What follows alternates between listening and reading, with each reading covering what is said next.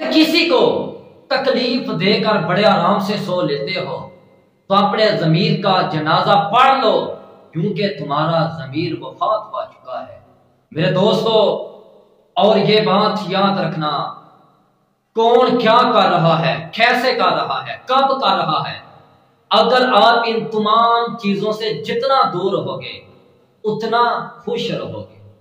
किसी पर नजर रखने की बजाय अपनी जात पर, अपनी औकात पर नजर रखें। और दोस्तों, अगर आप जिंदगी में खुशियां चाहते हो, अगर आप खुशहाली चाहते हो, सुकून इज्जत चाहते हो, तो अपने अंदर से हमाकत, फख्र, गुरूर, तकब्बुर ऐसी खतरनाक लानतों को दूर कर दो, खत्म कर दो, अगर आप खुश रहना चाहते हो।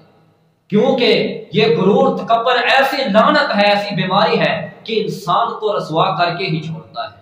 चाहे ये गुरूर, तकब्बुर किसी शोहरत का हो, किसी ताकत का हो, किसी दौलत का हो, किसी हुस्न का हो, और किसी तकवा का ही क्यों ना हो, ये तकब्बुर, गुरूर इंसान को ले डूबता है। गुरूर, तकब्बुर से बचना।